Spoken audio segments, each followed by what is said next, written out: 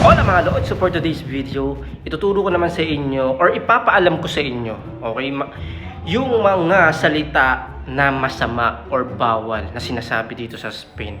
Pero kadalasan yung iba kasi nagiging expression na lang. Hindi nila minimin yun. Siyempre, alam mo naman, di ba?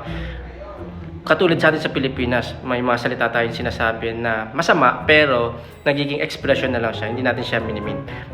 Depende na lang yan kung paano mo siya sasabihin at depende kung sino yung sinasabihan mo. Kung hindi mo kilala, syempre hindi mo pwede sabihin yung mga salitang bad words, di ba?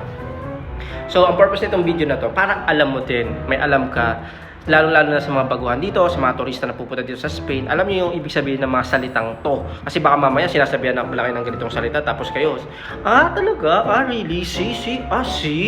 Ganun ka lang ng ganun, pero di mo alam, bad words na pala. So, ito mga Lods, papaalam ko sa inyo. Meron akong 1, 2, 3, 4, 5, 6, 2, 4, 6. 6 lang pala.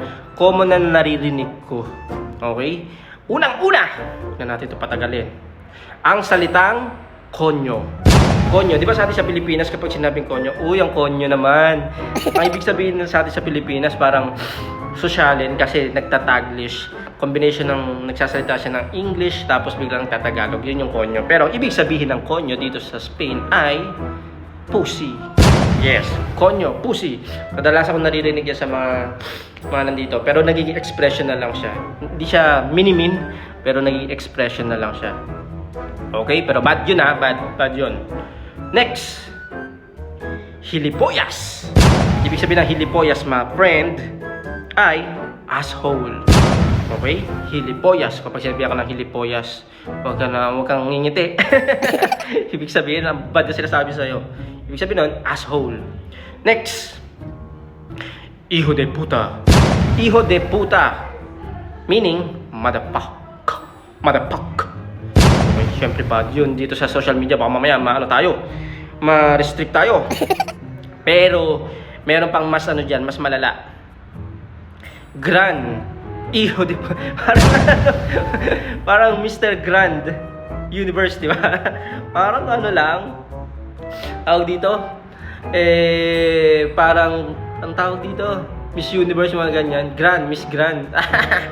Pero ibig sabihin nun ay, big son of a bitch. Big son of a bitch. Okay, next. Maricon. Maricon, ibig sabihin, fagot or bakla. Hindi mo naman sabihin to sa ibang tao, diba? Na hindi mo naman kakilala. Pag sinabi akong maricon, ibig sabihin nun, tinatawag kang bakla. Nagiging expression na lang dito ng mga kabataan na nakikita ko dito. Naririnig ko sa kanila. Next. The next one, ito na pa yung last. The last one is joder. Ibig sabihin, okay? Siyempre, bawal sabihin. Baka mamaya ma-restrict.